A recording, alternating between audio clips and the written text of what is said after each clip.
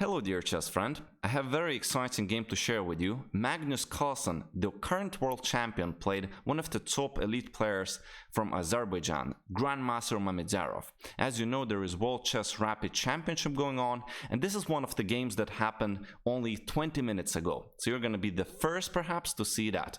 Fasten your seatbelt and let's roll. So we have knight f3 by Magnus, knight f6, c4, e6, knight c3, d5 and d4. So we have classical queen's gambit declined, 3 knights variation, and here Mamedyarov plays knight bd7.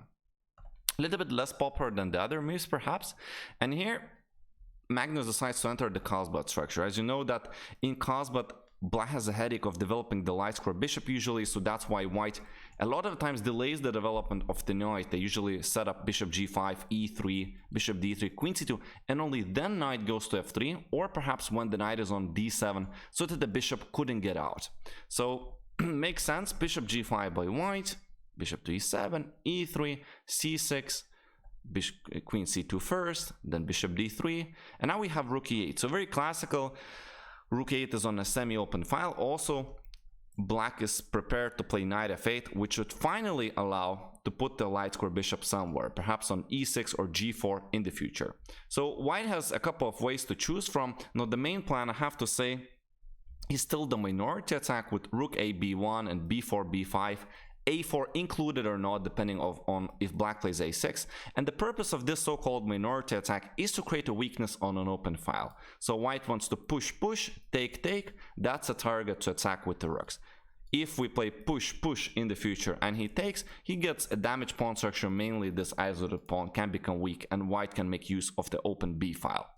So another type of plan that White could be playing, of course, is with the long castle and then attack the Black's king over there. So for instance, knight f8, prophylactic king b1, almost always included when you castle long, say bishop e6, h3, rook c8, just trying to show a natural developing moves, and Black would be trying to attack on the queen side, whereas White will try to attack the Black's king. So say we take, make room for us to play g5, and something that like that has happened. I think natural flow of moves. Of course, Black would have made some of the better moves, but in general I painted you the picture of what could happen potentially.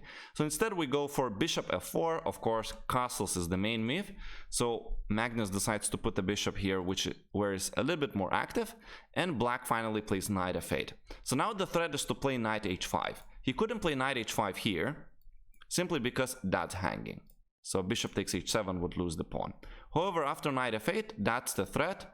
And if say White plays something like castles, knight h5, Black will take the bishop here and have the two bishops advantage. So we have h3 by Magnus. Now he always has the room for the bishop on h2, and Black decides to open up, exchange the dark square bishops.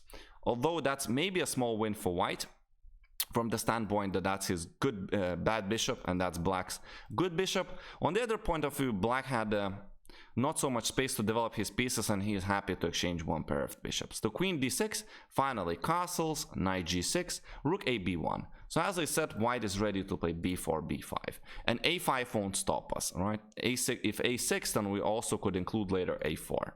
So we have bishop d7. As you can see, the bishop is not ideal, whereas White's light square bishop not only covers the weaknesses that White has, but also is very active on that square. So we have b4, rook a c8, and finally rook fc1. All the pieces of White are playing.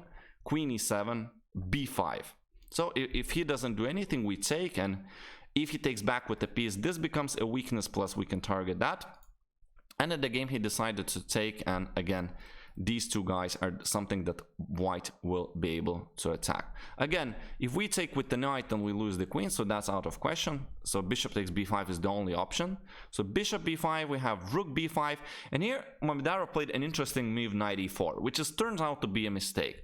So the correct way of playing here was actually to try to defend that with rook c7. As you can see, that's the pin, so it's still not easy for White to develop and coordinate the pieces on the c file. So White would say play just like in the game with queen b2. We have rook e c8.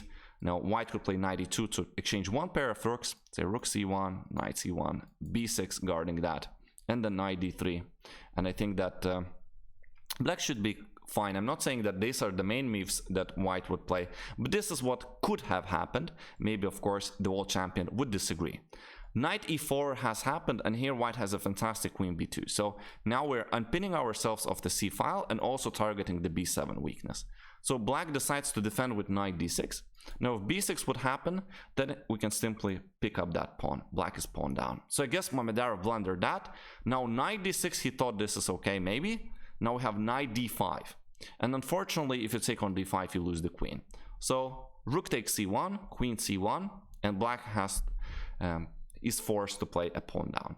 So rook c5 by white, threatening this fork on c7 now. So black defends from that. Knight c3, regrouping his pieces. h6, queen e3, simply creating initiative. Initiative means creating threats. a6, queen e5, attacking the rook. Queen e8 defending. Again, queen b6, threatening this annoying pin.